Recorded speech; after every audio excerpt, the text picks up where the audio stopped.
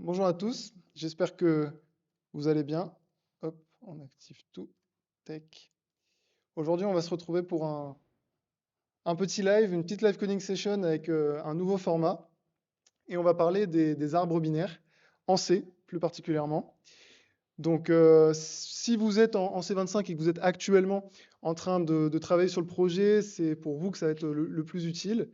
Sinon, si vous êtes en C24 que vous voulez des rappels, top. Et si vous n'avez jamais entendu parler d'arbres binaires, ça pourra aussi être génial puisque ça va servir d'introduction et de poser les bases sur les arbres binaires en C.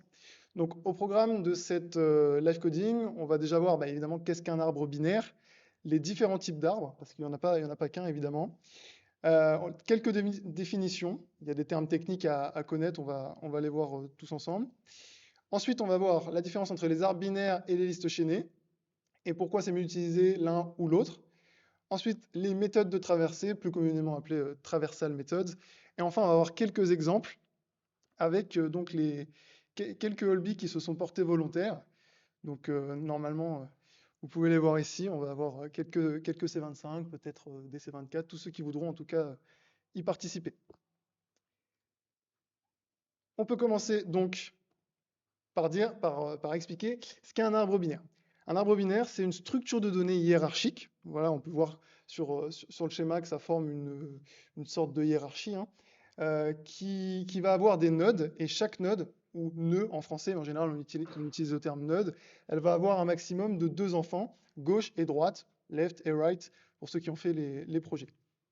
Donc les arbres binaires, ils sont utiles pour différentes choses, notamment effectuer des recherches et des tris beaucoup plus rapides, organiser efficacement des données, hein, vous avez vu là, c'est quand même bien organisé avec ce système de hiérarchie, et peuvent aussi servir de base pour d'autres structures comme les arbres de recherche, donc BST, Binary Search Tree. Alors, des arbres binaires, il faut savoir qu'il y en a plusieurs types. On a d'abord le full binary tree, donc on a en français c'est arbre binaire strict, qui a, euh, qui a une spécificité, c'est que chaque node a soit 0 ou 2 enfants. Ok. Donc là, si on regarde bien, effectivement, sur l'exemple que j'ai donné, on a bien chaque node qui a soit 0, soit 2 enfants. Si une node a un seul enfant, c'est pas un arbre binaire strict ou full. Ensuite, on a l'arbre binaire complet.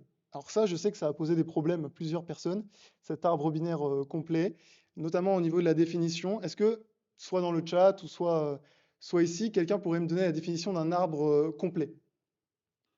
Est-ce qu'il connaît, est-ce que vous connaissez les spécificités de ce type d'arbre? Il y en a un de vous qui veut tester? Un arbre complet, c'est un arbre dont les nœuds ont soit zéro, soit 2 enfants. Non, presque. Presque, ça c'est surtout le full. Le complet, ça va être vraiment tous les niveaux sont remplis, sauf éventuellement le dernier niveau, comme on voit sur l'arbre binaire que vous avez devant vous. Tous les niveaux sont remplis, sauf éventuellement le dernier. Et si le dernier n'est pas rempli au maximum, eh bien, ça va être rempli sur la gauche. Là, on le voit, le dernier niveau avec 4, 5, 6 n'est pas rempli. Et on pourrait aller jusqu'à 7. Mais tout est bien sur la gauche. Par contre, s'il n'y avait pas eu le 5, eh ben, il y aurait eu un trou entre le 4 et le 6, donc ça n'aurait pas été un arbre binaire complet. Voilà. Ensuite, après les complets, on a les arbres binaires parfaits, perfect binary tree. Alors là, c'est un type d'arbre complet, un type d'arbre binaire complet. C'est juste que là, tous les niveaux sont remplis, tout simplement. S'ils ne sont pas remplis, ça ne peut pas être parfait. Il faut que ce soit beau, tout bien aligné. Mais donc, c'est bien un type d'arbre complet. Ensuite, le dernier, et je pense que c'est important d'en parler, c'est le binary search tree. Est-ce que quelqu'un dans le chat, et je suis sûr que vous savez, parce que vous êtes, je pense, nombreux à avoir au moins commencé le projet, est-ce que quelqu'un peut me dire ce qu'est un binary search tree ou BST? Et sachez que vous allez être amené à en entendre parler plus souvent qu'un arbre binaire classique. À moins que quelqu'un veuille essayer. Il me semble que c'est dans les tâches avancées, mais c'est une structure de données que vous allez être amené à revoir très souvent. Lucas, Mano, non? Dans le chat, les valeurs croissent toujours. Ah, alors, C'est-à-dire croise dans quel sens? Je vois que tu as l'esprit, mais c'est pas tout à fait ça. C'est pas exactement. Après, vous pouvez vous aider aussi du schéma hein, que j'ai mis, de l'exemple d'arbre que j'ai mis. Peut-être vous allez remarquer la spécificité. Je vous laisse encore un petit essai, puis après je vous explique. Il n'y a pas de souci. Mais il y a un esprit de ça croît, ça décroît. Il y a un petit esprit. À gauche, les valeurs décroissent toujours de nœud en nœud, et à droite, ça augmente. Ok, on se rapproche. C'est presque ça. Moi, je dirais que c'est un arbre de recherche binaire. Ah oui, mais oui, effectivement. Je ne sais pas qui a mis ça, mais oui, c'est. Oui, effectivement. Oui, Ah oui, d'ailleurs, c'est Oberton France. Oui, non, bon, on a l'esprit. En fait, un arbre binaire de recherche, un BST, c'est toutes les données du sous-arbre de gauche vont être inférieures à la note parent, et toutes les données du sous-arbre de droite vont être supérieures à la note parent. Effectivement, si on regarde là dans notre exemple, 10, 14, 13, c'est bien supérieur à la note parent qui est 8. 3, 1, 6, 4, 7, c'est bien inférieur à la note parent qui est 8. Mais ça marche aussi pour les sous-arbres. Si on regarde le sous-arbre en prenant comme point de départ 3, et ben 1 qui est à gauche, c'est bien inférieur à 3. 6, 4, 7, c'est bien supérieur à 3. C'est ça un arbre binaire de recherche. Voilà. À quoi ça va servir, ce genre d'arbre? Eh ben, ça va servir pardon, à faire des tris beaucoup plus rapides. Et surtout, au-delà des tris, ça va servir à faire des recherches beaucoup plus rapides. Si je vous demande, à partir de cet arbre, de me trouver 10, d'office, vous savez que ça va être dans le sous-arbre de droite, parce que 10 est supérieur à 8. Si je vous demande de me trouver 1, d'office, vous allez aller dans le sous-arbre de gauche. Voilà. Donc ça va diminuer grandement la complexité. Par contre, si dans une liste chaînée, je vous avais demandé de le faire, ça aurait été plus compliqué parce que vous n'avez qu'un pointeur sur la head, donc le départ. Donc vous ne pouvez pas accéder à, soit dans la partie de droite, soit dans la partie de gauche. Et ça, on en reparlera tout à l'heure. Ensuite, on va voir quelques définitions. Des définitions de mots qui sont quand même très importants à connaître, en commençant par une node. Est-ce qu'une node, un de vous les gars peut me dire ce que c'est une node? En mots très simples. C'est une structure qui contient des pointeurs et des données. Effectivement, une node, alors ça va être représenté en code par une structure, effectivement Mano. Ça va être représenté par une structure, mais en fait ça va être un élément de l'arbre tout simplement. Voilà. Donc là, vulgairement, dans la plupart des présentations, c'est les petits cercles. Hein. Là, ça représente les nodes, c'est un élément de l'arbre. Ok. Ensuite, on a la route. La route, c'est une node, c'est juste la node principale de l'arbre. Donc route, racine, on reste dans le vocabulaire des végétaux. Mais on sait la route, vraiment c'est la racine, elle est tout en haut. Tout en haut et c'est tout par d'elle. Ensuite, on a leaf. Leaf, ça veut dire feuille. Mais c'est pareil, un type de note, c'est juste une note qui n'a pas d'enfant. Voilà. Donc, en général, dans nos représentations, elles sont en bas de l'arbre. C'est les feuilles et il n'y a pas d'enfant. Ensuite, on a depth. Donc, depth, ça veut dire la profondeur. C'est la distance, donc le nombre d'arêtes, en fait. C'est-à-dire une arête, c'est entre deux nodes. Voilà, c'est la distance entre deux nodes. C'est la distance entre une note donnée et la racine. Par exemple, si on prend l'exemple de l'arbre binaire de tout à l'heure, la profondeur de 6, ça va être 2, parce qu'il y a deux arêtes qui la relient à la racine. Voilà. À l'envers, on a la height, donc la hauteur. Donc là, ça va être la longueur du chemin le plus long entre une donnée et une feuille. Par exemple, si on part de la route et qu'on veut calculer sa hauteur, eh ben on va aller jusqu'à la node la plus loin, on va dire, qui a le chemin le plus long pour y accéder. Donc par exemple, 8, cet arbre complet, si on part de 8, ça a une hauteur de 3, parce qu'on peut passer par exemple par 3, 6, 7, ça fait bien 3 arêtes. Mais si on avait encore eu une node en dessous, ça aurait été 4, la hauteur. On prend vraiment le chemin le plus long, et le plus long, c'est très important. Et ensuite, la size, bon, c'est peut-être le concept le plus simple, c'est le nombre total de nodes dans l'arbre. Voilà. Donc, si on prend notre exemple de tout à l'heure, on a 1, 2, 3, 4, 5, 6, 7, 8, 9. On a une taille de 9. Pas plus compliqué. Est-ce que jusqu'à maintenant, c'est bon pour tout le monde, que ce soit à distance, en présence? Ouais, good. Parfait. On va donc pouvoir passer à la suivante, à moins qu'il y ait des questions dans le chat. Parfait. Donc, maintenant, on va voir les arbres binaires versus les listes chaînées. On m'a posé la question de pourquoi utiliser un arbre binaire? Pourquoi utiliser une liste chaînée? Quelle est la différence entre les deux?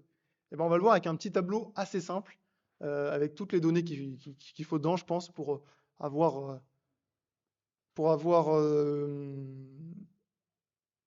avoir, comment dire, une vue d'ensemble sur ces deux notions, même si vous n'avez pas forcément vu les listes chaînées. Alors normalement, euh, c'est quoi les listes chaînées? Les listes chaînées, donc, c'est une autre structure de données qui est un peu plus simple, puisqu'en fait, au lieu d'avoir une node qui pointe vers le parent, vers une node de gauche et vers une node de droite, on va juste avoir une node qui pointe sur une prochaine node, qui pointe elle-même sur une prochaine node, etc. Ça, c'est une liste dite simplement chaînée. Et on a aussi les listes doublement chaînées. C'est une node qui pointe vers celui d'avant et vers celui d'après. Mais du coup, on a une notion de linéarité, c'est-à-dire que c'est une organisation linéaire. On a vraiment une ligne avec une liste chaînée, tandis qu'un arbre binaire, c'est vraiment hiérarchique, vous l'avez vu, chaque node peut être considéré comme un parent qui a 0, 1 ou 2 enfants. Ensuite, une des différences principales, ça va être l'accès aux données. Comme je vous disais tout à l'heure, ça va être beaucoup plus rapide pour la recherche dans un arbre binaire, parce que on n'est pas obligé de parcourir toutes les nodes. Voilà, si on recherche notamment avec les fameux BST, Binary Search Tree, si on recherche un élément qui est inférieur à la route, on sait direct qu'il va falloir aller chercher à gauche. Pourquoi on n'utilise pas un pointeur sur un pointeur? Alors ça, après, c'est des doubles pointeurs, et parce qu'un pointeur sur un pointeur, tu n'as pas la notion de stocker des données, tout simplement. Une liste chaînée, tu as un pointeur sur le prochain, sur la prochaine node, mais tu ne peux pas stocker une donnée si tu fais un pointeur sur un pointeur. Donc il faut vraiment pouvoir stocker une donnée. Ça peut être une chaîne de caractères, un entier, ça peut être les deux, ça peut être ce que vous voulez. Et donc pour les listes chaînées, la recherche est moins rapide. Au niveau de la complexité, alors là, on utilise des termes un petit peu techniques que vous commencez tous à voir avec la notation big O.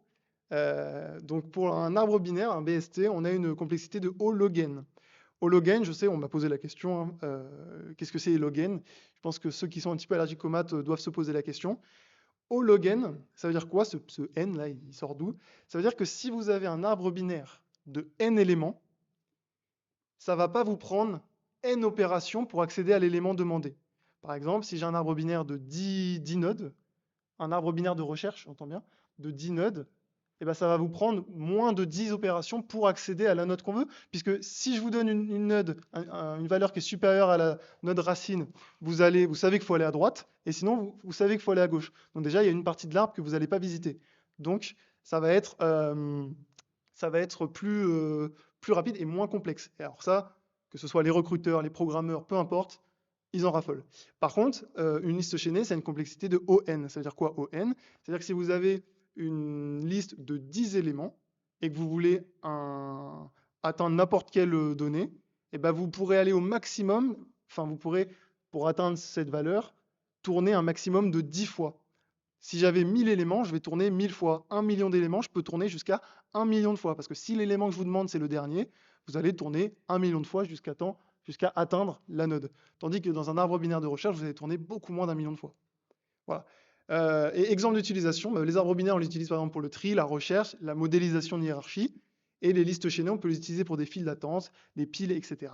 Exemple tout bête, quand vous êtes sur un site où il y a un système de file d'attente. Par exemple, si vous voulez aller au concert de Beyoncé au Stade de France, vous allez sûrement être placé en file d'attente. Et ben, on peut modéliser ça, on peut utiliser, si on le veut, des listes chaînées pour savoir qui est entré en premier et qui sera servi en premier. En général, c'est ceux qui rentrent en premier dans la file d'attente, évidemment, vont être servis en premier.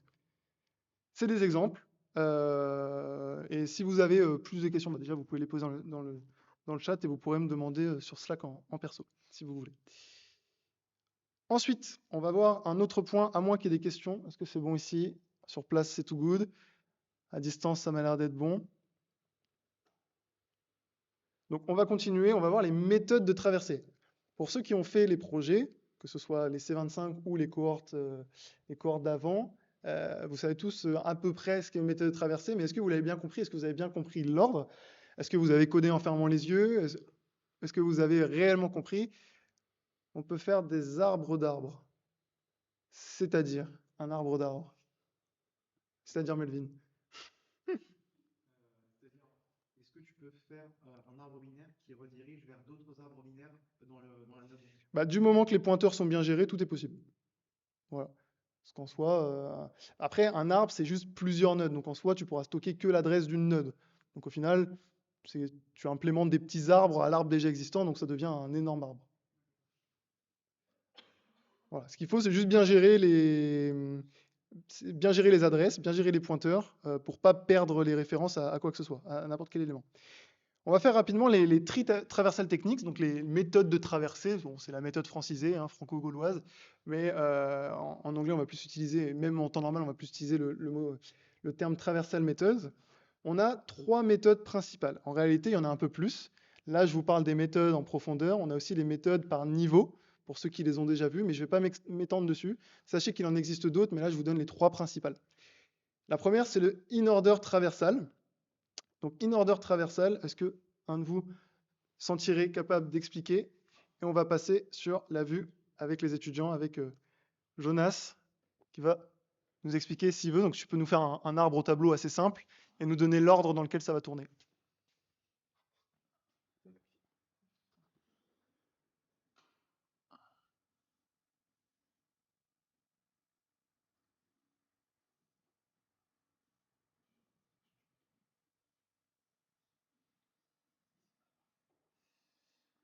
Alors, donc tout en haut, on a donc en in order, on va en premier, on va faire à gauche, puis on va remonter à, à son parent et revenir sur l'enfant de droite. Pourquoi j'ai mis 6? 3. Puis on repasse sur la racine, 4. On redescend tout en bas et on remonte à son parent. Je pense que c'est ça, hein, in order.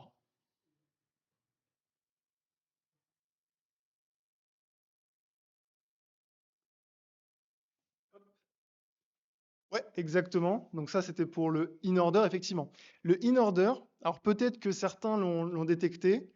Je pense que ça dépend des données. Oui, alors effectivement, j'ai lu la question. Vous allez voir ça avec les projets, mais ça dépend vraiment. En fait, là, vous êtes encore dans de l'abstraction. Lors de cas concrets, il faudra vous poser la question pour savoir si on utilise in-order, pré-order. Et justement, ça enchaîne avec ce dont j'allais vous parler. Le in-order, ça veut dire quoi? Il y a le in. Est-ce que quelqu'un sait à quoi il correspond ce in, ce pré, ce post? Ça veut dire quoi? Pourquoi post-order, pré-order, in-order? Peut-être que avec ce que je vais dire, ça va être... Ouais, Mano? Parents? Ça correspond aux parents de la node?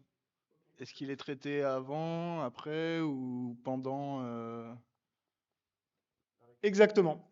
In order, ça veut dire que la route sera traitée, donc in, au milieu. Donc il va être traité au milieu. Donc comme Jonas l'a présenté sur son schéma, effectivement, si on prend par exemple ce sous-arbre, eh ben, vous avez vu, en deuxième, on traite la node route. Une fois qu'on a la node parent ici qui est 2. Une fois qu'on a traité ce sous-arbre, eh ben, on va faire la node parent de ce sous-arbre, qui est 3. Enfin, qui est cette node, pardon, 4. Donc ensuite, ce sera celle-là, et ensuite, ce sera celle-là. On découpe à chaque fois en sous-arbres, et après, on passe au plus gros arbre. Donc là, effectivement, dans le in order, c'est d'abord gauche, ensuite la node parent, et ensuite droite. Donc c'est pour ça que là, on a 1, 2, 3, 4, 5, 6 dans cet ordre-là. Ensuite, Mano, est-ce que tu pourrais faire par exemple le pré-order? Pré-order, donc si on suit la logique, ça veut dire que en premier, on traite la route, voilà, ou le node parent. En deuxième, la gauche, et en troisième, la droite. Si. Du coup, ce serait celle-là en première, puis la gauche, puis la gauche de la gauche. 4, 5 et 6. Est-ce que vous êtes d'accord à distance?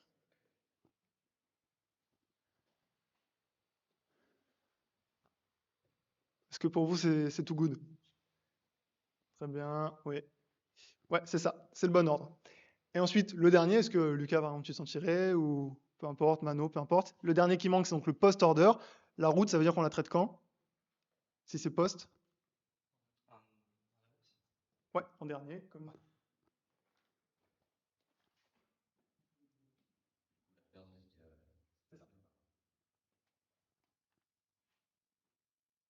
On traite celle d'en bas.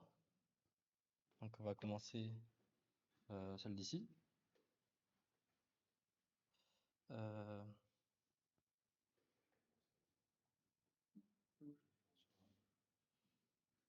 je sais pas si c'est celle-là qu'on va traiter, si c'est celle-là.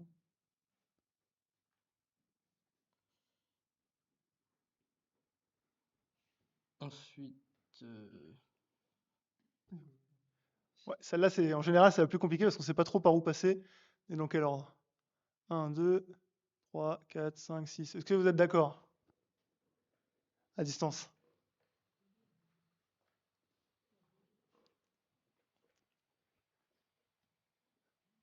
Est-ce que pour vous, on est dans le bon ordre ou alors il y a eu un truc qui a loupé, peu importe?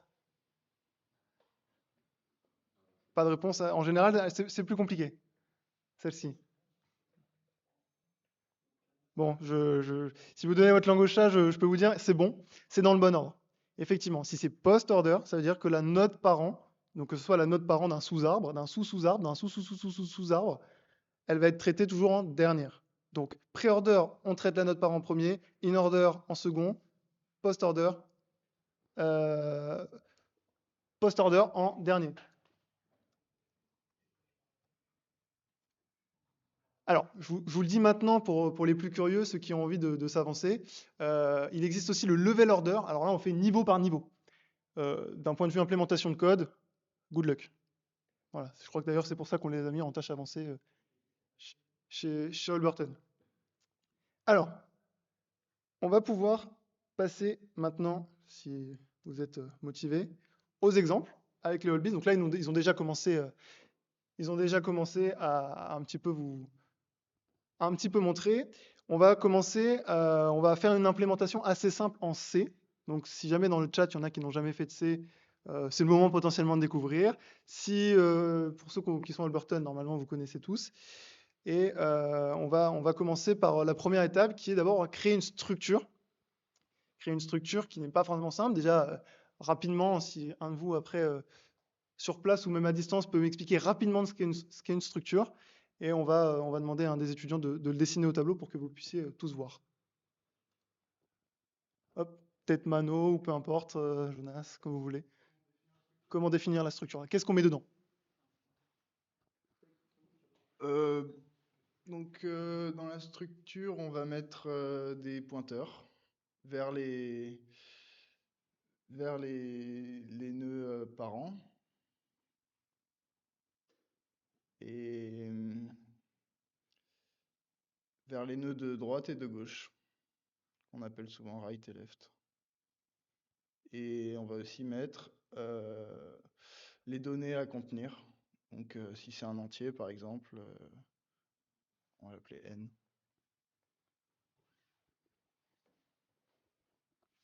Est-ce que vous êtes d'accord à distance? Oui, non? Objection? Votre honneur?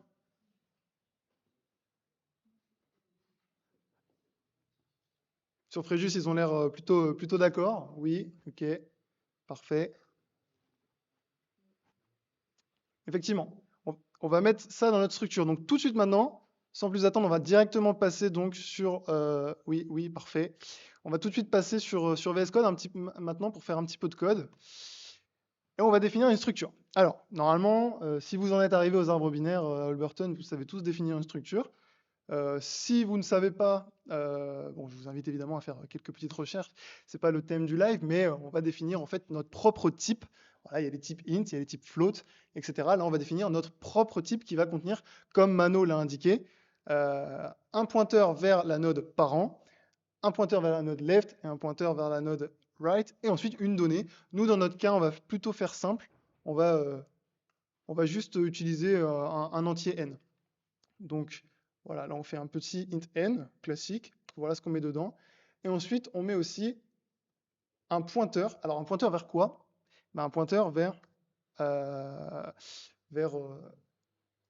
arbre binaire, tout simplement. Enfin, une structure, la structure qu'on a créée. Voilà, donc on fait comme ça. Ensuite, on n'oublie pas la petite étoile parce que c'est un pointeur qui va donc stocker une adresse. Et on l'appelle parent. Et ensuite, hop, On peut copier celle-là, évidemment, et puis après coller, parce qu'après on a left et right. Hop, right. Est-ce que pour tout le monde, c'est clair pour le moment? Normalement, ce pas des notions très compliquées celles-ci, c'est vraiment le départ, mais là au moins on a défini une node. Donc on est bien d'accord que tout ça avec le commentaire si on veut, correspond à une node. Je pense que ça doit être à peu près bon pour tout le monde. Ok, donc maintenant on va passer à la deuxième étape qui est une fonction pour créer une node. Créer une node, parce que là pour l'instant on a juste défini ce qui était une node, ce à quoi allait ressembler une node, mais maintenant il faut bien évidemment qu'on crée la node. Donc j'ai déjà préparé la fonction ici, avec un fichier main qui permettra de tester plus rapidement, mais en attendant ici on va vraiment coder la fonction qui permet de créer la node. Est-ce que un de vous voudrait faire un peu au tableau les étapes qu'il faut faire, noter les étapes, étape 1, qu'est-ce qu'il faut faire pour créer la node? Voilà, vous pouvez vous entraider évidemment.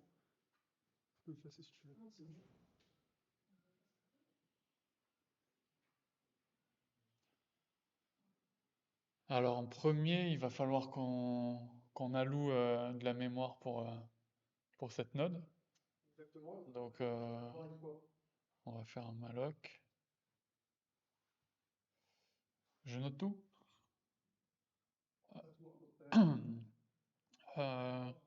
Ouais, donc on fait un malloc. Ensuite, on vérifie si c'est nul ou pas. Dans ce cas-là, si c'est nul, on retourne nul. Ensuite, on fait.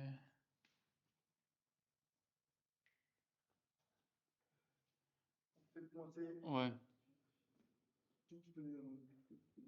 Il faut. Tu peux dessiner la node si tu veux. Ouais. Il faut faire pointer vers l'enfant, vers un enfant de gauche, l'enfant Ça sur quoi du coup au début? qui pointera sur nul. Ouais, parfait. À droite, pareil, ça va pointer sur nul. Et ensuite, on va faire pointer vers le nœud parent, quoi. Ouais, exactement. Exactement, il a à peu près tout dit. Donc, c'est des étapes plutôt simples, hein, mais les dire vraiment à l'oral et potentiellement au tableau si vous en avez besoin, c'est important et ça peut vraiment être utile pour ensuite coder. Donc là, Jonas nous a énuméré les étapes, donc on va pouvoir repasser sur le code. Sachez que la méthode de travail qu'on applique actuellement, c'est la méthode normalement qu'il faudrait appliquer pour tous les sujets, d'autant plus les sujets complexes comme les arbres binaires, les listes chaînées, etc. Alors, c'est quoi malloc? Malloc, c'est une fonction qui permet d'allouer dynamiquement de la mémoire, c'est-à-dire que vous avez demandé à votre PC, vulgairement, tiens, j'ai besoin de place pour une node d'arbre binaire, alloue-moi la place nécessaire en octets, s'il te plaît, et malloc va allouer la place, va réserver une place et va renvoyer l'adresse de la place pour dire, tiens, c'est bon, je t'ai réservé cet emplacement à l'adresse 0x, nanana, c'est une adresse en général en hexadécimal. Voilà, c'était pour la petite question. On peut retourner sur le code. Donc, comme a dit Jonas, en premier, ce qu'il faut faire, alors déjà, ce qu'il faut faire, c'est déclarer un pointeur sur une node, évidemment. Donc, ici, ça va être notre binary tree t, c'est le nom de notre type. On peut l'appeler new node, par exemple. Vous pouvez l'appeler new, vous pouvez l'appeler comme vous voulez, peu importe. Ensuite, new node, vous le faites pointer sur quoi? Sur la fameuse valeur de retour de malloc. Comme je vous disais, malloc renvoie une adresse, l'adresse de l'emplacement alloué. C'est pour ça d'ailleurs qu'on a déclaré un pointeur. Et là, on va lui dire, s'il te plaît, alloue-moi de la place pour, donc size of, pour la taille d'un binary tree t. Hop, binary, pardon, tree t. Voilà. Là, on fait ça. Donc là, on a alloué de la place. Attention, on est en programmation. Un ordinateur, c'est bête et méchant. Et ça peut parfois échouer. Donc, toujours, ça, vous pouvez le graver dans votre tête, vous le tatouez sur le bras, c'est comme vous voulez. Si vous utilisez malloc, vérifiez toujours que votre pointeur il n'est pas nul. Sinon, vous pourrez avoir des erreurs et vous serez surpris, je pense. Hop, donc, si c'est le cas, bon, on stoppe tout de suite et on return nul. Le comportement que vous voulez faire en cas d'échec, ça c'est vous qui le définissez. Mais en général, on va retourner nul. Et comme disait donc Jonas, en premier, on va dire new node flèche n. Donc ça veut dire la valeur de notre node, on lui met dedans une valeur. Donc ici, notre valeur qu'on veut lui mettre, elle est en paramètre ici. C'est value. Voilà. Donc égale value. Ensuite, Jonas, tu nous as dit quoi?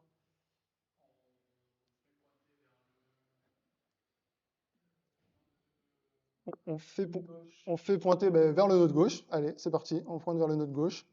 Donc new node left égale, on a dit qu'on pointait sur nul. Voilà, parfait. On fait la même chose avec droite. Voilà. Donc là, right, pas de souci. Et ensuite, on n'oublie pas de faire pointer vers le parent. Exactement. Donc new node. Donc nous, dans notre cas, on l'a appelé parent. On le fait pointer sur, pas n'importe qui, sur le parent qu'on nous passe en paramètre ici. Hop. Donc, on a dit qu'on le fait pointer sur parent, pardon. Voilà. Et à la fin, très important, si vous oubliez votre fonction perd son intérêt principal, vous retournez évidemment new node. New node qui contient une adresse, très important. Il va contenir l'adresse de la nouvelle node. Alors, le retour à la ligne à la fin, je pense que c'est la nouvelle ligne ici, qui est mise par défaut quand je sauvegarde. Voilà. Ok, donc là on peut tester. Rapidement, je peux vous montrer mon main.c. Vous pourrez re-regarder la rediffusion du live. Mais simplement, en fait, je crée un arbre binaire en faisant à chaque fois appel à ma fonction qu'on vient de créer ensemble. Voilà. Et à la fin, je print. Pareil, j'ai créé une petite fonction qui permet de print juste l'arbre binaire pour que vous ayez une représentation visuelle. Donc, on fait la commande de compilation, la fameuse GCC d'ailleurs. On compile, tout fonctionne. Ici, on a fait tirer au 0 node, pour rappel, donc notre exécutable s'appelle 0 node. On exécute et on regarde. On a créé un bel arbre binaire. Waouh, c'est magique. Avec, on voit bien la route, l'enfant de gauche, l'enfant de droite, l'enfant de gauche, l'enfant de droite, l'enfant de gauche, l'enfant de droite.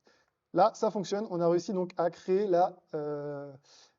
donc un arbre binaire, enfin à créer la fonction qui permet de créer une node pour former à la fin un arbre binaire. On va pouvoir repasser sur la salle maintenant et faire une fonction pré-order. Alors là, en général, je pense que certains doivent être contents d'être uniquement à distance et pas sur place. Voilà, désolé, cher Olby. Je sais que c'est pas facile, mais je pense que c'est important d'en parler. Il y a une notion qu'il faut utiliser pour les arbres binaires que vous détestez dans 90% des cas, j'ai l'impression, c'est la récursivité. On va en parler, on va arracher le pansement. Est-ce qu'un de vous est volontaire pour m'expliquer comment on pourrait faire la fonction pré-order? Donc pré-order, une fonction qui permet d'afficher les éléments de l'arbre binaire en suivant l'ordre, soit donc pré, post ou in. Mano, chaud? Je peux essayer. Alors, donc pour faire une pré, je pense qu'il faut print en premier. Print le nœud où on est actuellement.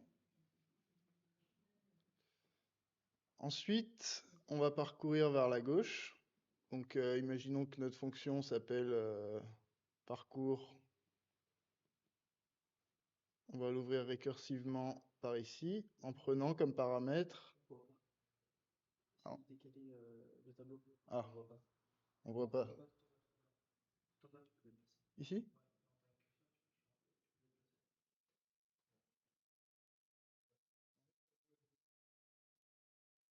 Bon, on va parcourir tri vers la gauche. Puis vers la droite.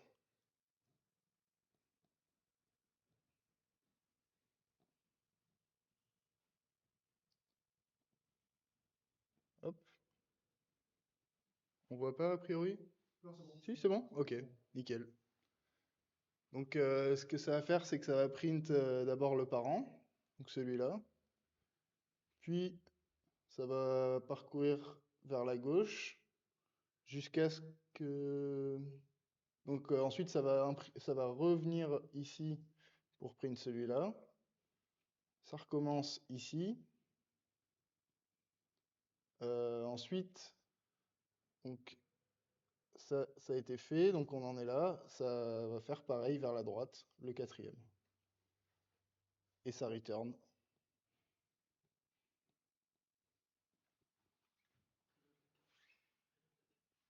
Effectivement, c'est ça. Et en fait, pour ceux qui ont, qui ont tilté, et sinon de toute manière on va coder, quand ils notent parcours, Mano, ça veut dire quoi? Ça veut dire qu'on fait appel à la fonction dans laquelle on est.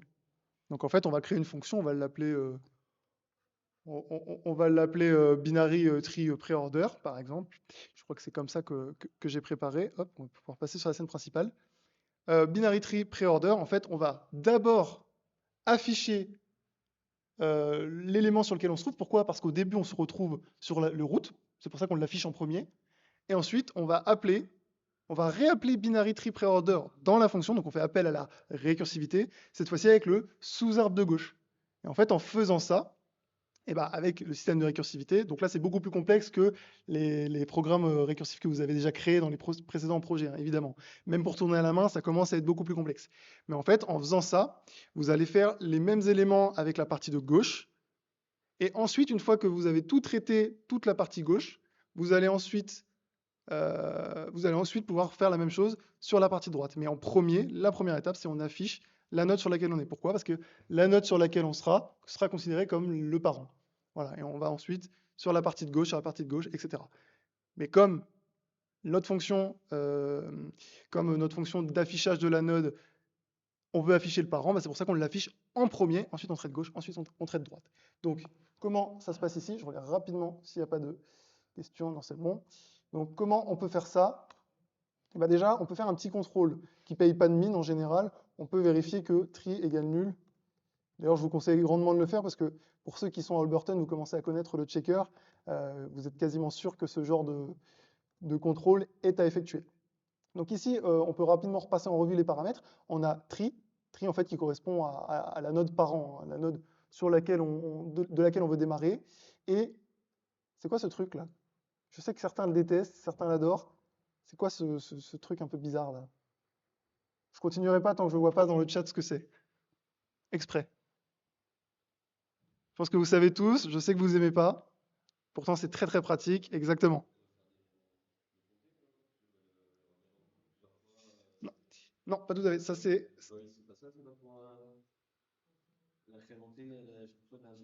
Non, ça c'est une notion spéciale, c'est les pointeurs sur fonction. C'est-à-dire que c'est l'adresse d'une fonction en mémoire. C'est-à-dire qu'on va pouvoir appeler une fonction en passant par son pointeur. Ça c'est une notion un petit peu qu'on voit après un petit peu de pratique du C, mais effectivement c'est le pointeur sur fonction. Vous m'avez débloqué, je peux continuer. Donc ici on a notre fonction func, notre pointeur il s'appelle func, qui correspond en fait dedans, qui va pointer sur la fonction qui permet de print la node. Donc rien de bien compliqué, mais autant s'assurer que c'est good pour tout le monde. Donc si jamais c'est le cas, on return. Alors on return rien, puisque ici on a une void, d'accord. Ensuite, on a dit, selon ce qu'a marqué Mano au tableau, on print. Donc ici, notre print, c'est stocké dans func. On print notre valeur. Voilà. Et ensuite, on fait appel, donc c'est ici notre récursivité. On print binary tree preorder avec gauche ou droite? En premier gauche, exactement. Donc avec tree left. Et la fonction qu'on passe, c'est toujours la même, c'est toujours la fonction print. Et ensuite, on a dit qu'on faisait, hop, pareil avec right. Voilà. Et à la fin, on ne returne rien parce que c'est une void. On peut compiler tout ça. Hop. Hop, je vais juste reprendre la commande de compilation pour être sûr. Tac. Voilà. Hop, on exécute, tout compile, c'est magnifique. On teste, on exécute. Voilà. Donc là, on nous affiche l'arbre, à quoi il ressemble. Donc 98, 12, etc. Et là, on affiche l'ordre dans lequel on a printé tous nos éléments, on a 98, 12, 6, 56, etc. Et si on regarde bien, 98, on commence bien par la node, enfin par la node parent. Ensuite, on passe sur le sous-arbre de gauche. Le sous-arbre de gauche, son parent, c'est 12, ben, on l'affiche bien. Ensuite, on passe à 6, on passe à 56, et on passe ensuite sur le sous-arbre de droite, et on commence par 42, et on enchaîne avec la gauche, 256, et la droite, 512. Là, ça fonctionne, on est bon pour le pré-order. Jonas, tu te sens tenter le in-order? Bon, il n'y a pas grand-chose qui change, vous vous en doutez. À distance, je pense que vous avez compris la chose.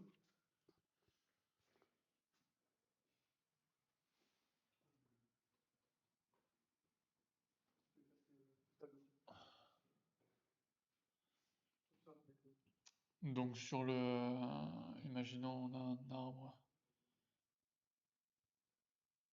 Hop. Comme ça, donc sur le in order, on va d'abord notre fonction, on va dire func, et on va parcourir donc à gauche. Donc c'est tree, hein, c'est ça?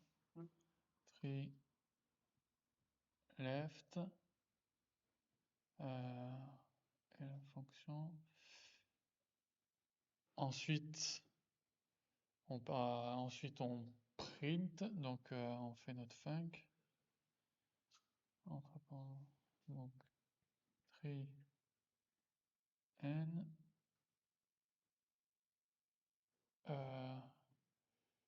et ensuite on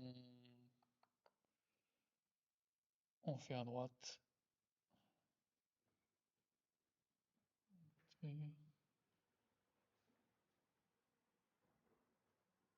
J'ai oublié quelque chose, je crois, mais et func. Donc là, ça ferait donc. C'est pas func, func ici, c'est Ouais. et ici c'est le nom. Ouais, c'est le nom de la fonction. Ouais. Prêt. Et donc en premier, donc on irait là. 1, 2, 3, 4 et 5. Oh, je pense que ça ferait ça. Hop. Alors, effectivement, là, vous avez vu, il n'y a quasiment rien qui change. Juste, on déplace l'endroit où on va faire le print. Et avec la récursivité, ça va faire en sorte que la route, elle sera toujours, enfin, la node parent sera toujours affichée au milieu, entre la gauche et la droite. Donc, on va pouvoir essayer de faire ça. Alors pour ça, on ne va pas se compliquer cette fois-ci. On va repasser sur VS Code. On ne va pas se compliquer. On peut faire un bon gros copier-coller. N'oubliez pas, hein, copier-coller, c'est pas un crime. C'est très bien de copier-coller. Les développeurs sont feignants. Plus ils vont copier-coller, plus ça peut permettre d'aller vite. Par contre, il ne faut pas copier-coller du code qui sort de nulle part sans le comprendre, évidemment. Donc on peut, hop, on va le mettre ici. On le met là. Et donc si je suis ce qu'a dit Jonas, hop, tech, pardon, on va le mettre entre les deux. D'ailleurs, en plus, d'un point de vue mémotechnique, c'est quand même plutôt simple. Le in, il est entre la gauche et la droite. Voilà. Le pré, il est avant et le post, il est après. Donc là, on peut juste tester comme ça. Hop, j'ai préparé la commande de compilation. On lance à tech. Je l'ai appelé in order, oui, bah oui, évidemment. Il faut que j'appelle la bonne fonction, sinon c'est problématique. Hop, voilà. Ça sert à quoi de parcourir l'arbre? J'arrive tout de suite. On teste, on revoit à quoi ressemble l'arbre ici. Donc 98 en route, 12 ici en parent de 6 et 56, 402 en parent de 256 et 512. Et donc si on suit la logique, on commence à 6, 12, 56. Donc ici on a en fait un sous-arbre. Hein. 12, 6, 56 c'est un sous-arbre. Et si on veut si on veut atteindre la route en deuxième, eh bien 6, 12, 56, c'est parfait. Ensuite on passe à la route principale, 98, et on passe ensuite sur le sous-arbre de droite, avec 256, 402 et 512. On est bon. Ça sert à quoi de parcourir l'arbre? Parcourir l'arbre, en fait, on va dire que les arbres binaires permettent d'avoir des représentations, des représentations de données. Mais par exemple, quand vous allez avoir des listes à trier très rapidement, notamment, ou non, c'est pas vraiment des listes à trier, pardon. Si vous voulez trouver dans un, imaginons, vous avez une liste d'utilisateurs de 1 million d'utilisateurs, par exemple. Vous avez beaucoup d'utilisateurs, vous en avez 1 million, triés en ordre croissant, par exemple. Je vous dis, c'est un cas peut-être qui vous arrivera pas tous les jours, hein, c'est normal. Mais si vous avez 1 million d'utilisateurs triés par ordre croissant selon leur âge, eh bien, si vous connaissez l'élément de votre liste du milieu, donc en fait, c'est une liste, hein, je parle bien d'une liste d'utilisateurs. En fait, vous pouvez représenter ça en arbre binaire. En haut, tout en haut en route, vous allez mettre donc l'utilisateur du milieu, pile celui qui est au milieu de la liste, vous allez le mettre en haut. Et si je recherche, donc imaginons l'utilisateur du milieu, il a 34 ans, et bien si vous recherchez un utilisateur qui a 29 ans, direct, vous allez pouvoir parcourir l'arbre de gauche, etc. Et vous allez pouvoir parcourir. Exactement, ça ira beaucoup plus vite, d'où la fameuse complexité, rappelez-vous, O log n. Voilà. Ça peut être une utilisation de parcourir l'arbre. C'est utilisé dans les moteurs des bases de données SQL. Ça, c'est une bonne question pour le coup. Ils ont d'autres mécanismes. Voilà, pour aller plus vite, ils utilisent notamment des index. Ça pourrait être un bon sujet d'ailleurs pour une prochaine live. Si, vous pouvez me dire si ça vous intéresse. Je pourrais éventuellement faire sur SQL. Ça pourrait être pas mal. Mais les moteurs, ils utilisent d'autres choses. En fait, en général, les arbres binaires, principalement, ils vont être utilisés lors des entretiens d'embauche devant un recruteur qui veut savoir si vous savez parcourir ce genre de type de données. Mais après, en vrai de vrai, si vous vous orientez plus vers du dev web, c'est vrai que vous serez amené à beaucoup moins utiliser les arbres binaires. C'est normal. Mais c'est pour comprendre au moins comment on peut trier une liste plus facilement, accéder. Et là, on est dans de la pure algorithmie. Vraiment, c'est de l'algorithmie, c'est votre logique qui est développée. Hop, et puis, ouais, les moteurs de base de données, ils sont un peu, bon, ils doivent pas être très éloignés les uns des autres, mais comme il y en a vraiment plusieurs, ils doivent chacun un petit peu avoir leur technique. Je sais que dans mon ancien travail, enfin, on peut être amené à changer de base de données pour x, y raison, de moteur de base, soit pour des raisons de performance, peu importe. Mais en général, on n'utilise pas trop je pense pas trop qu'il y ait d'arbres binaires à vérifier, ce que je dis avec des pincettes, évidemment.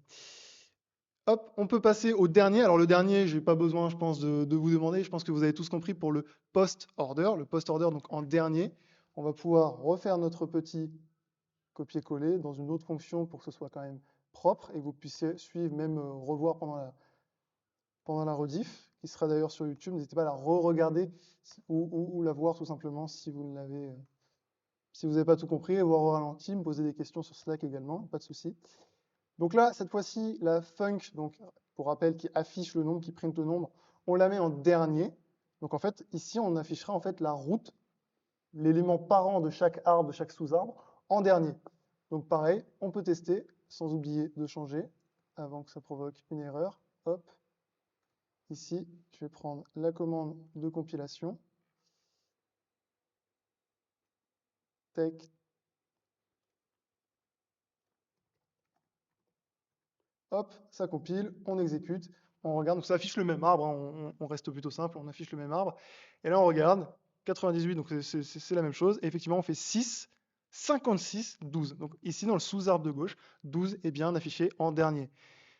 Dans le sous-arbre, ensuite, on passe sur le sous-arbre de droite. Pourquoi on ne passe pas par 98? Parce qu'on a dit la node en dernier.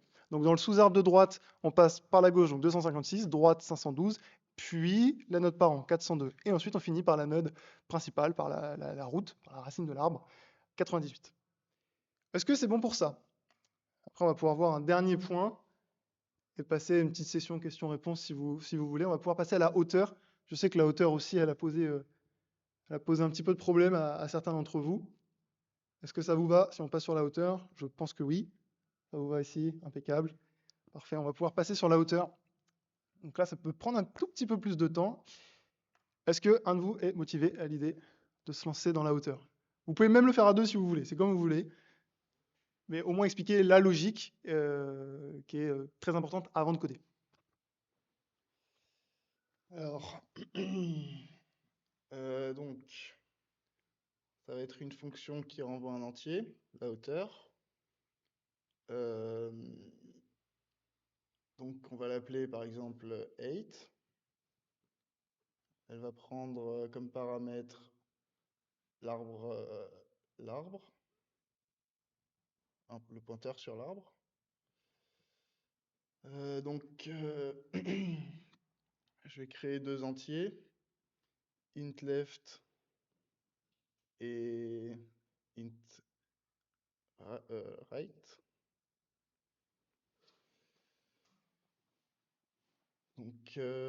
Et ensuite, je vais donc appeler récursivement left 8 dans left. Left égale 8 avec l'arbre de gauche, enfin le nœud à gauche de la racine. Pareil à droite. Égale 8 tree right. Et donc pour le retour, donc à la fin on va return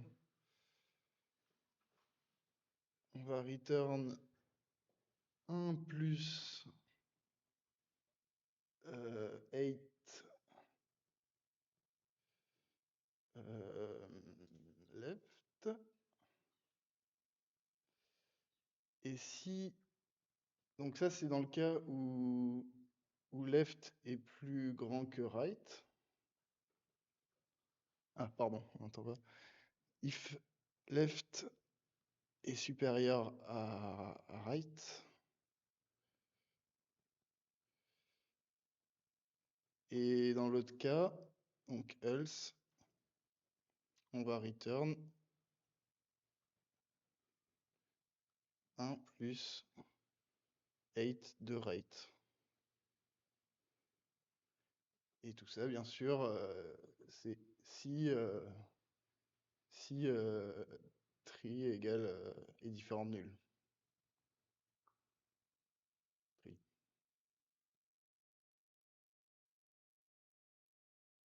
Eight right. Je peux pas écrire là. Je crois. Est-ce qu'il y en a qui ont des précisions à apporter, dire s'ils sont d'accord, pas d'accord, ou peut-être optimiser, ou alors peut-être vous avez fait moins optimiser. Est-ce qu'il y en a qui ont des remarques, des commentaires? N'hésitez pas, c'est le dernier petit exo qu'on fait en pur code.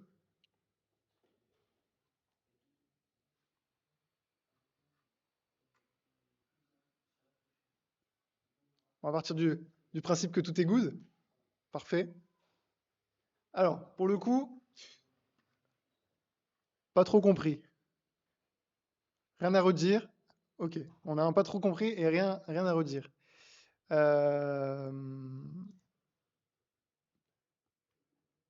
Est-ce que Mano, tu crois que tu pourrais réexpliquer en entraînement, hein, sinon pas de souci. Vraiment simple, maintenant que tu as tout écrit au tableau, essaie de réexpliquer. Pas trop compris, pas trop. Ok, pas de souci. Sinon, je prendrai il n'y a pas de souci, juste pour voir un petit peu, ou peut-être même si tu dessines éventuellement soit un arbre ou comme tu veux. Essayer. Oui. On a notre arbre. Imaginons que ici on est plus de hauteur que de l'autre côté. Donc tout d'abord, on va parcourir récursivement l'arbre de gauche. Et à chaque nouveau nœud, on va ajouter 1 à la variable left, qui est un entier. Ici, left vaudra 1, left plus plus, à chaque fois, left plus plus.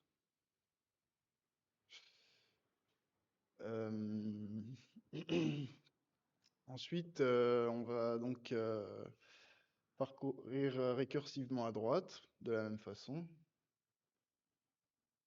Oh, pardon, right plus plus.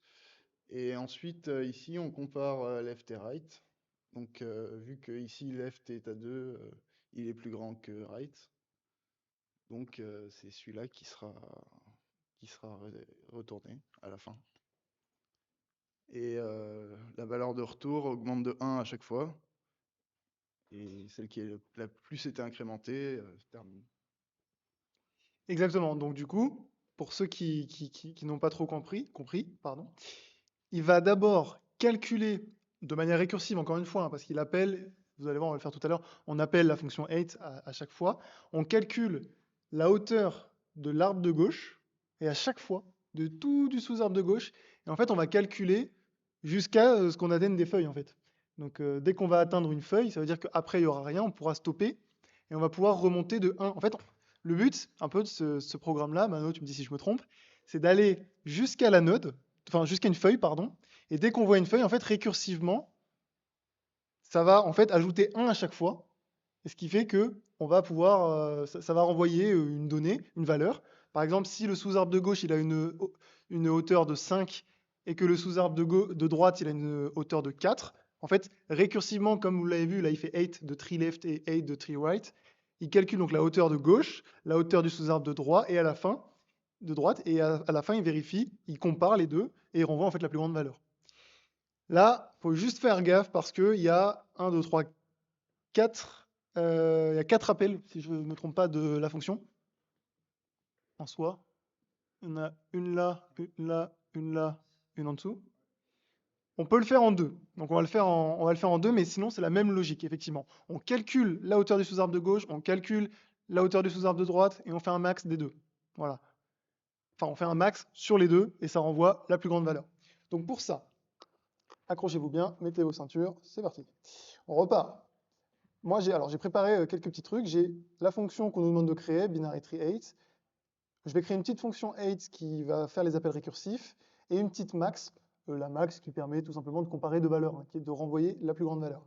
Donc, d'abord, on peut coder rapidement la fonction max. On a int a, int b. Bon, là, il y a pas 30 000 manières. Hein. Si a il est supérieur ou égal à b, par exemple, eh ben, on return, on peut return a,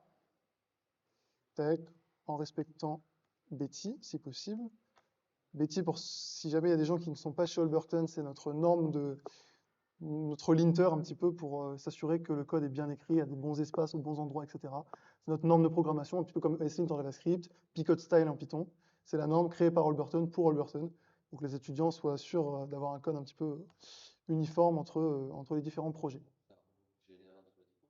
Non, ça ne régénère pas. En fait, c'est un petit exécutable Betty qu'on lance avec le nom du fichier et ça va afficher toutes les erreurs. Par exemple, ici, tu as un espace en trop. Ici, tu as une ligne en trop. Ah, là, tu as oublié de sauter une ligne, etc. etc.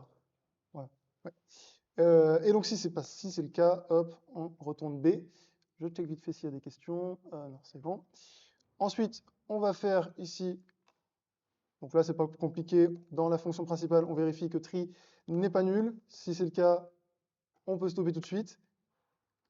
Alors, si je ne dis pas de bêtises, cette méthode-là, le fait de vérifier en programmation, donc ça, vous pourrez le ressortir potentiellement, le fait de vérifier en programmation dans une fonction que tout de suite, on n'est pas dans un cas spécial et sinon on return, ça s'appelle le early return. Donc en fait, c'est plus optimisé. C'est plus optimisé parce que dans tous les cas, on va stopper le programme tôt si on sait qu'il faut le stopper. Voilà. Et ensuite, hop, s'il n'est pas nul, notre arbre, on va retourner, donc on va faire notre appel à notre fonction avec notre arbre. Donc tree, c'est la route. Hein. Voilà, hop. Et ici, dans 8, on va faire ici nos appels récursifs. Ici, bon, en général, il n'y a pas trop... si, pardon. Qui dit récursif dit évidemment base case. Donc, on vérifie si tree est égal à nul, parce qu'à un moment donné, il le sera quand on aura atteint une feuille. Enfin, quand on sera sur une feuille à appel d'avant, bah, après, on sera sur nul. Donc si c'est le cas, on peut returner -1. Pourquoi? Parce que la hauteur d'un arbre nul, dans notre cas, on va dire que ça vaut -1. Parce qu'évidemment, si on n'est même pas sur une node. Hop, on return -1. Et sinon, on va returner le max Donc là, on va mettre deux valeurs. Première valeur, donc là, si on suit ce qu'a dit Mano, c'est la hauteur de l'arbre de gauche. Voilà, l'arbre de gauche, qu'on compare avec donc, si vous suivez la logique, la hauteur de l'arbre de droite. Hop, tac. Voilà, on compare avec ça, auquel, donc on compare les deux. Donc par exemple, si la hauteur du sous-arbre de gauche, c'est 5, et la hauteur du sous-arbre de droite, c'est 4, et ben c'est 5 qui va ressortir, parce que 5 est plus grand que 4, évidemment, mais auquel il ne faut pas oublier d'ajouter plus 1. Voilà. Parce que si on a un arbre, on est sur la node parent, et si la hauteur du sous-arbre de gauche, c'est 4, bah, au moment de le relier à la node parent, on rajoute 1 en hauteur. C'est pour ça qu'ici, on met le plus 1. Voilà, c'est pour relier le sous-arbre à la node parent. Voilà, exactement. On fait ça.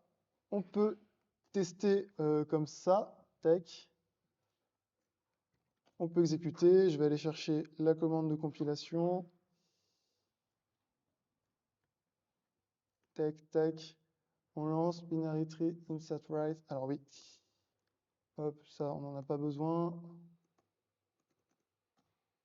Voilà, là c'est exécuté. On lance. On regarde ce qui se passe. Alors, pourquoi ça affiche tout beau, tout propre? Au cas où certains n'ont pas saisi, je le précise. Pourquoi ça affiche tout beau, tout propre? C'est parce que dans le main ici, voilà, je le mets ici, comme ça vous pourrez mettre pause lors de la rediffusion. J'ai juste créé un arbre ici. Donc là, je crée mon arbre, je l'affiche. Et ensuite, je calcule les hauteurs en affichant bien proprement height from nanana égale 2 points nanana. Voilà pourquoi ça affiche proprement, c'est parce que dans mon main.c, j'ai fait les choses propres. Enfin, j'ai fait les choses, j'ai pris les mains que vous aviez dans votre projet. Voilà. Donc on regarde height from 98. Si on part de 98, quelle est la hauteur? 2.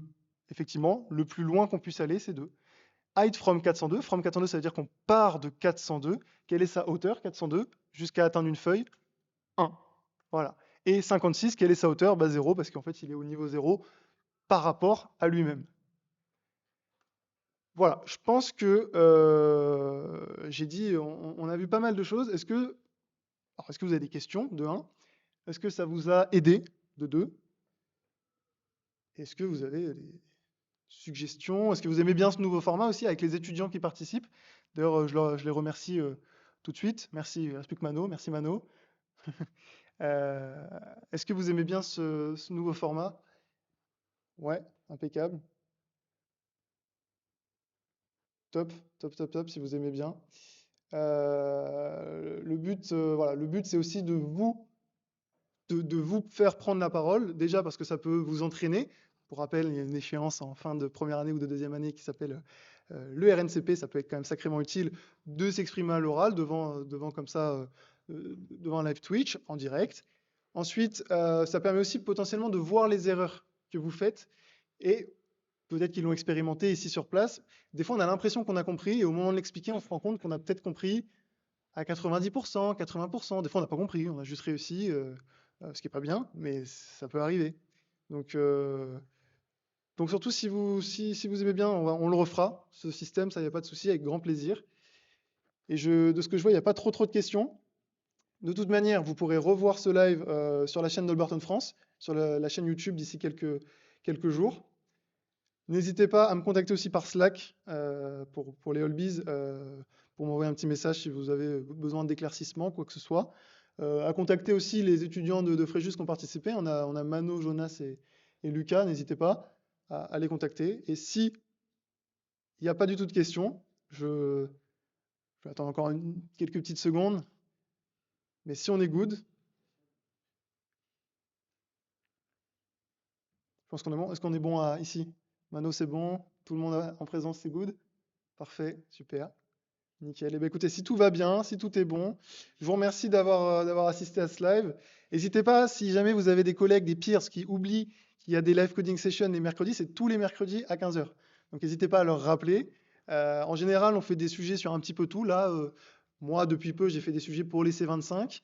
Mais voilà, Team C25 en force, effectivement. J'ai tendance à le faire pour les C25. Mais si vous avez des idées de sujets, vous m'envoyez, il n'y a pas de souci, hein, je pourrais m'adapter pour les C24, C23, peu importe. Pour les spécialisations, je serai quand même plus à l'aise côté full stack, évidemment. Et merci El Manioc. Et en attendant, je vous souhaite une bonne après-midi. Bon courage pour vos projets. Les C25, c'est bientôt le Simple Shell. Bon courage. Les autres, c'est bientôt les vacances. Voilà. Bon moment de décompression. Je vous souhaite une bonne après-midi et vous souhaite bon courage pour les prochains jours. Salut!